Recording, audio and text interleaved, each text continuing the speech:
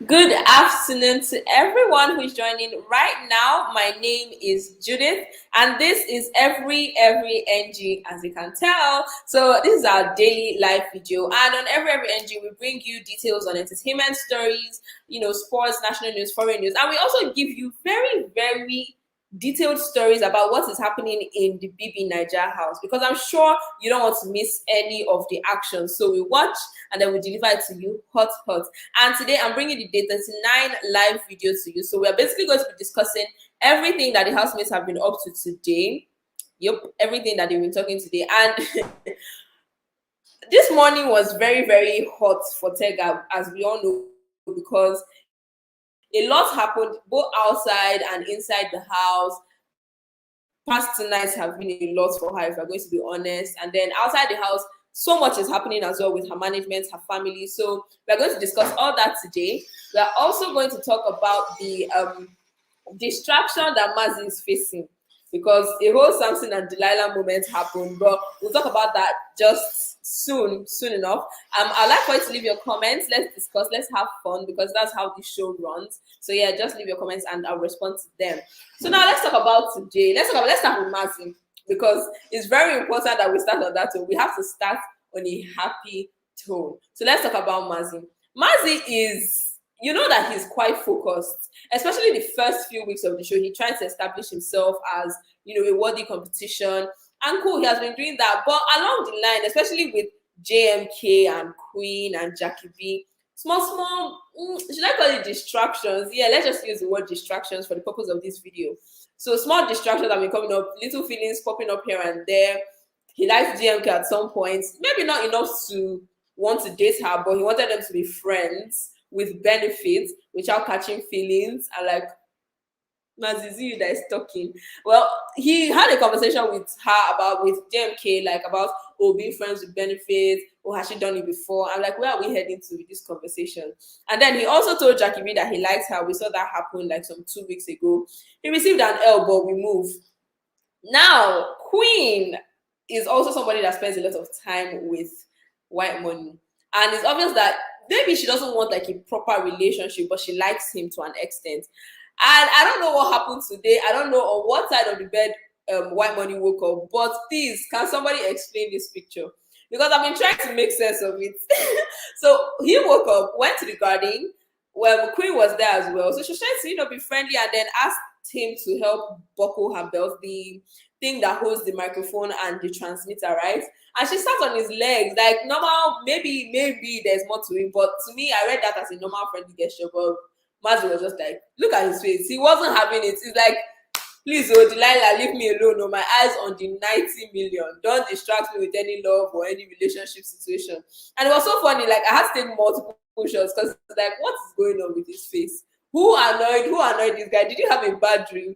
And his face was still swollen. So the thing is, it's very possible that maybe he wasn't in the mood for the kind of play that Queen was bringing, or maybe he's just someone who wakes up grumpy, because there are people that like that. They wake up and they're not in the best of moods. They need a little bit of time to adjust to the environment. So any of these two things, but it's just hilarious to see him act out like this. I was just looking at him like, what's going on? Like, how did we get here?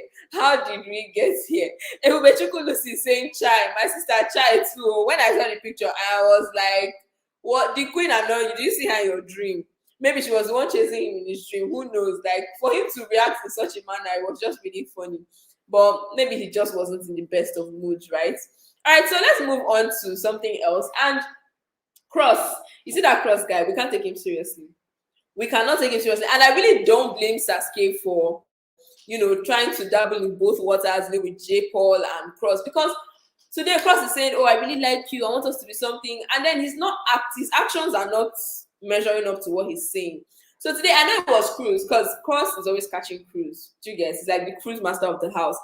But I felt like there was a little bit of truth to what he said. So at the dining table, they were having breakfast, and Angel was just joking with him. They were both bantering. Queen was on the table as well. Michael was at the other end, and Angel was like, I beg go, don't come and be too close to me. You already have a thing.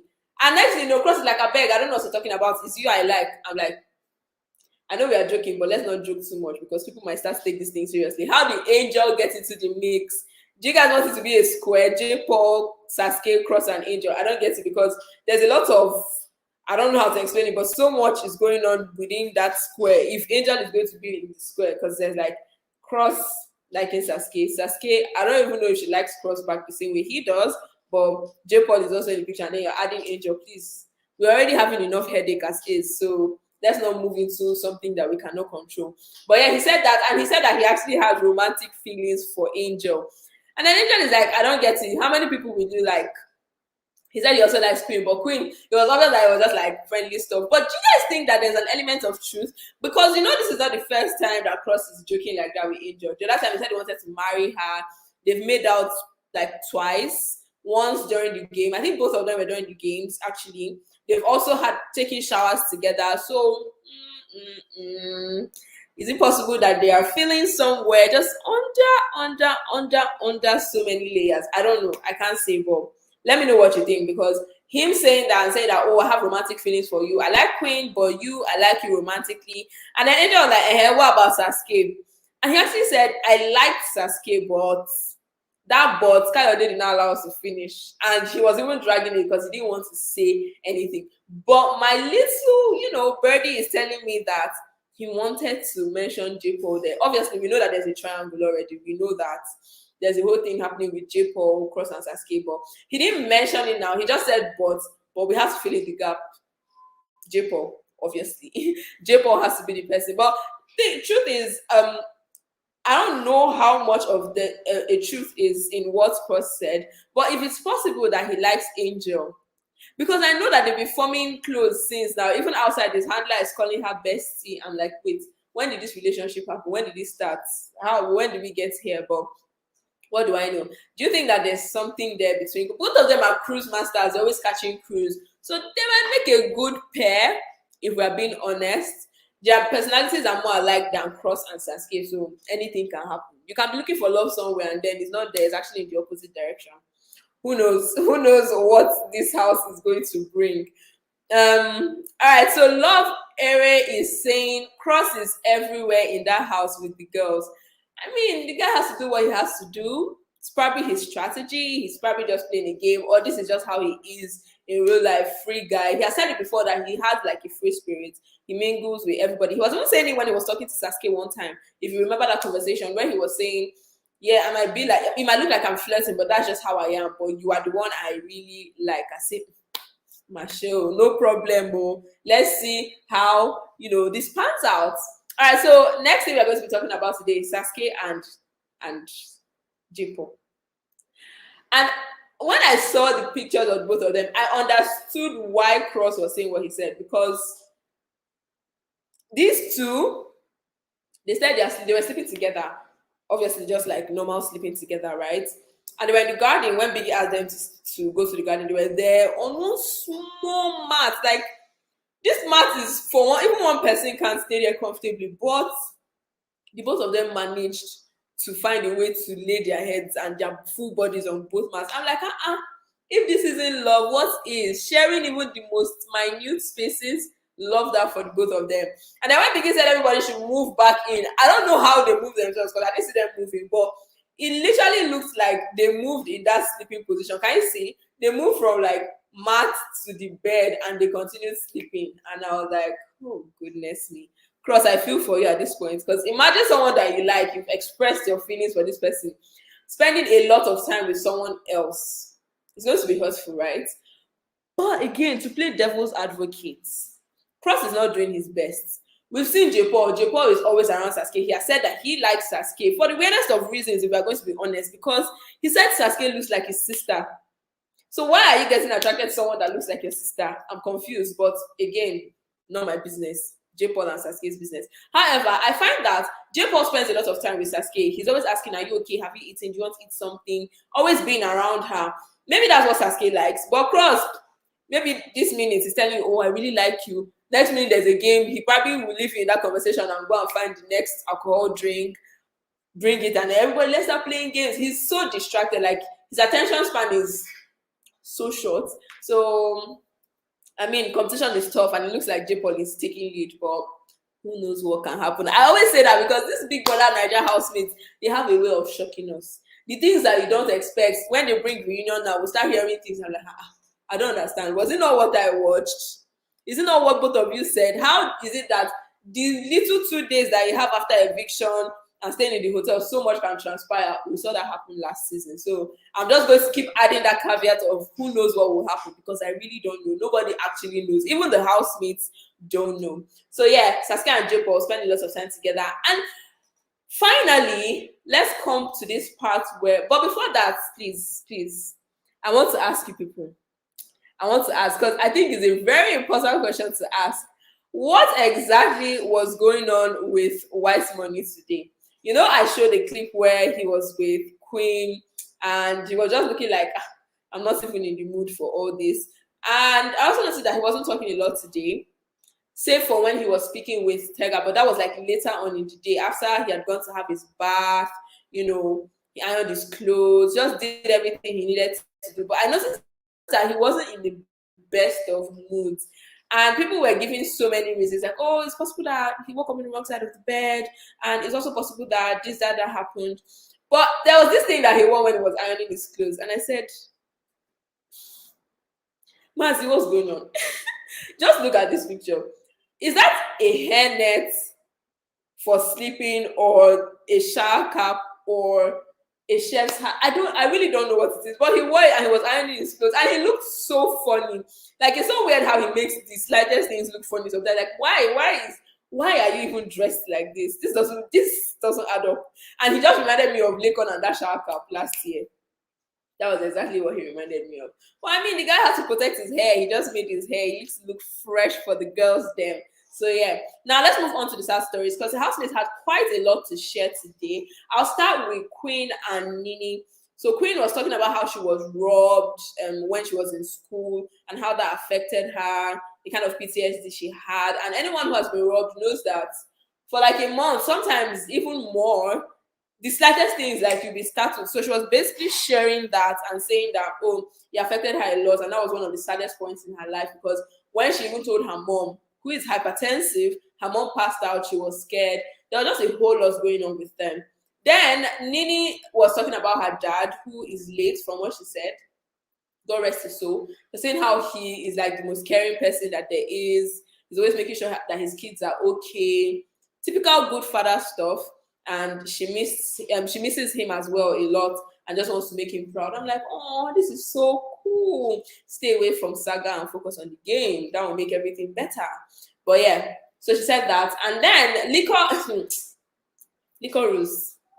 You see that girl like this, that she looks like she's ready to throw punches. It's not a joke. And it's not even just an outward look. It's actually who she was. She said that she was such an aggressive person that when she even got to school, like when she was entering uni, she and like some of her family members thought that she was going to be like a cultist.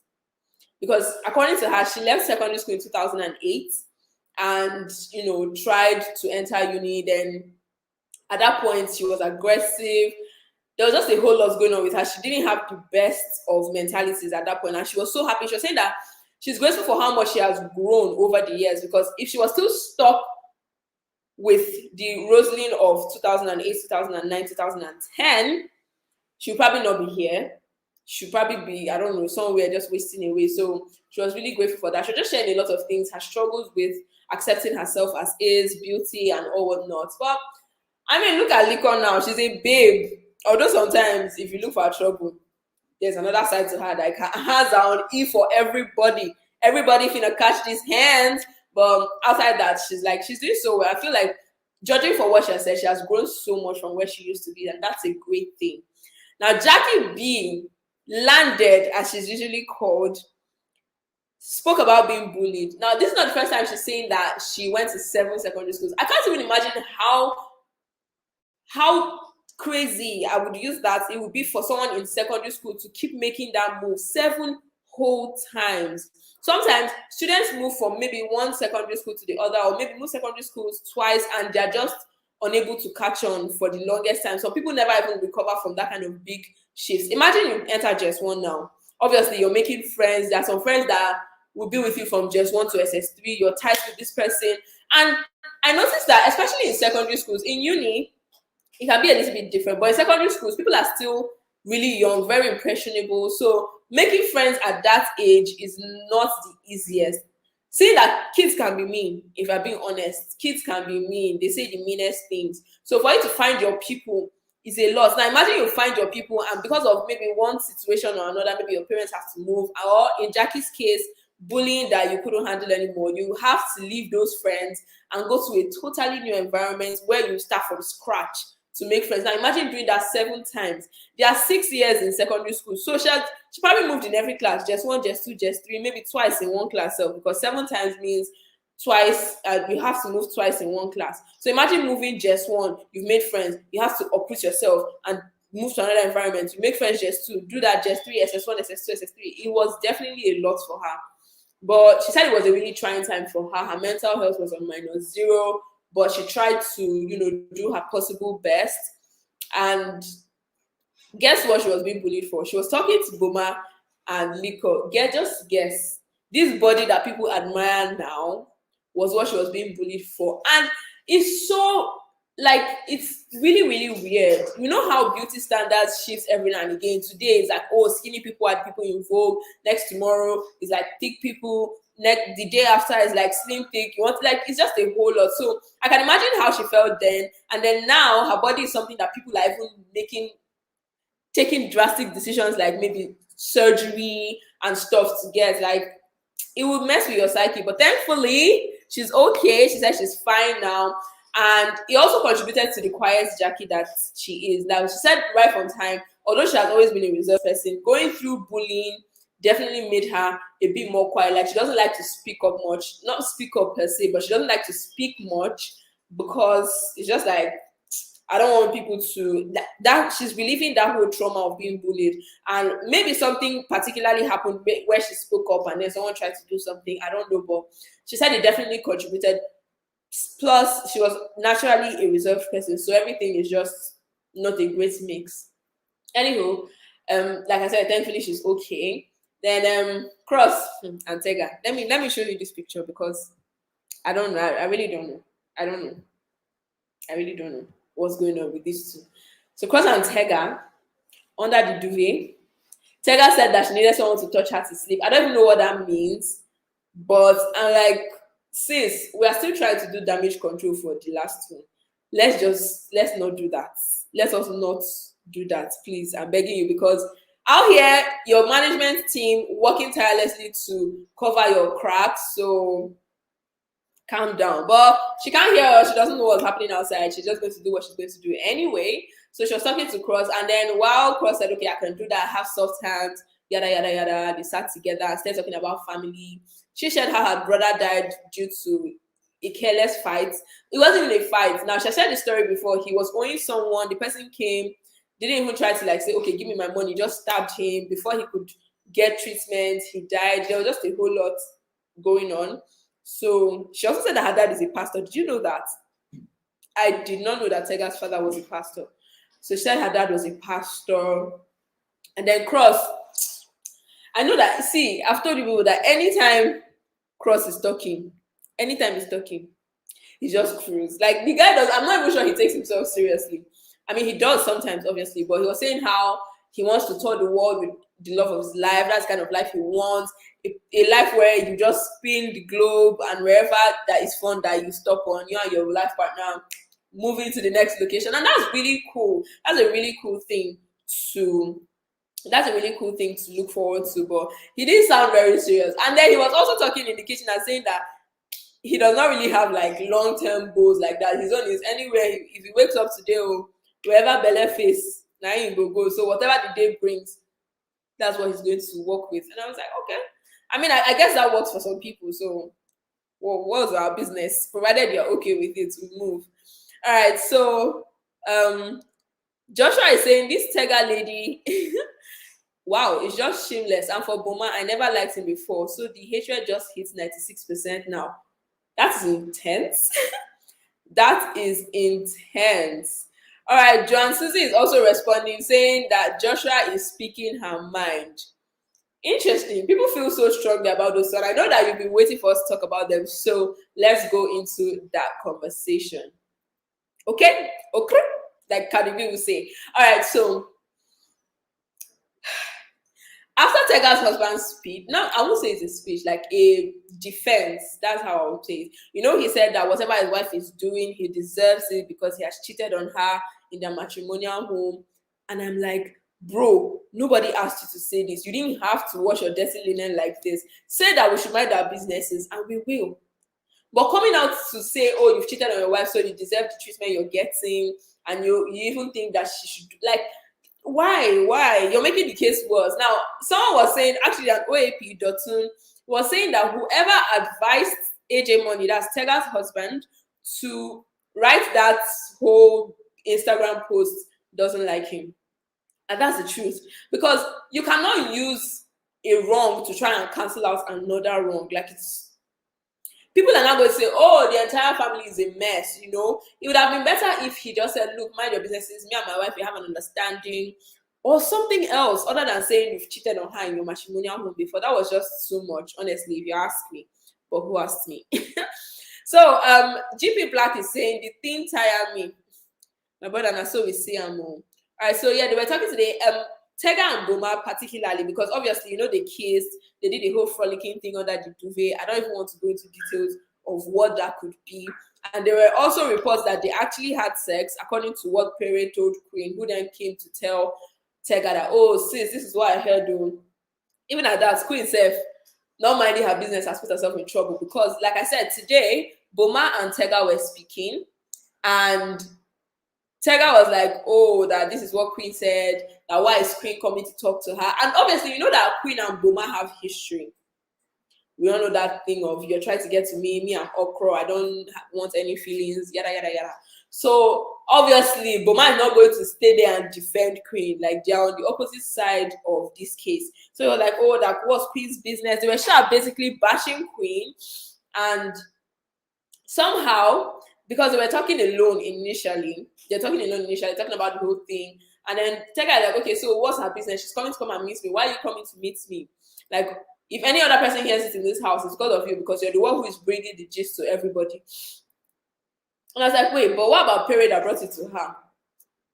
Why are we not talking about that? But anywho, somehow in the conversation, when Boma was talking, Boma was like, oh, someone like Angel. I don't even know how Angel entered this situation, but she came in. And he was like, someone like Angel is not someone that you do stuff with and expect them to keep quiet. He also cited that him and Angel had done things. He did not specify, but they had done things in the past that she would come and blurt out to people. And she's also fond of saying things that she's not supposed to say. So he knows that if he does anything with her, it's not going to be a secret. Let's cue in that thing of Boma kissing Angel in the executive lounge and telling Angel not to tell Queen. But that's Boma himself, went ahead to tell Queen. I'm like, so who here has a loud mouth? You're saying Angel did this. Angel is not someone that keeps a secret. But you and Angel did something. You were the one that proposed that she doesn't tell anybody. And you were still the one that went to tell Queen. Because Queen now came to have a conversation with Angel saying that, oh, this is what Boma told me. Come on. I'm sure Boma doesn't even know that Queen and Angel had that conversation, because Angel was like, oh, yeah, that actually happened. But he said I shouldn't say anything. I'm like, somebody. Anywho, they were talking about Angel, and as if, you know, when they say someone is the true child of their parents, like you're the true daughter of your father, the true daughter of your mother, Angel is the true child of her parents, because as soon as they stopped talking about her, she just walked in and joined the conversation. And obviously, when gossip is happening and the topic of gossip comes in, the conversation kind of dies down or is redirected to something else. And that was exactly what happened. They just stopped talking about Angel. And then she was there. It was as if the Holy Spirit told her, come, sis, they are talking about you. She just laid down. She was looking at them. And it was obvious that she was in that, like she was listening in on their conversation. So obviously, both of them are going to be very, very uncomfortable. But I mean, they'll be fine eventually. So yeah, that was basically where they stopped off. You know, Angel stepped in, they were talking. And the housemates I noticed that most people that were talking today, I don't know if it's the theme of the day. I don't even know if they have a theme of the day, but if you've noticed from everything I've said, people were sharing like sad stories, or this is what it is. And people are doing this, people are doing that. Now, wow, God knows what is going to happen next. Like, everybody has such a sad story to share. Most people, let me not say everybody, but most people do. All right, let me go into the comments before I wrap up today. And this is from GP Black. He says, married woman for that. Who knows if she did not lie at first? And the husband himself know the health issue. I mean, we all saw that happen. He said what he said and he can't take it back. He might have deleted that post from his Instagram, but we have screen grabs, obviously. So he can't really take back what he said. And Dino is saying, without Tega, as Maria is out, there will be no Big Brother Naija. She's the life of the party. All right, I guess as a Tega fan there, let's see. 15 housemates are up. So if you think she's the life of the party, maybe you might want to vote her in to the game, like keep her in the house. So yeah. All right, guys, thank you so much for joining this video. It was so much fun talking with everybody in the comments and, just having a fun conversation. Until tomorrow, my name is Judith, and this is brought to you by Every NG. Do have a wonderful evening.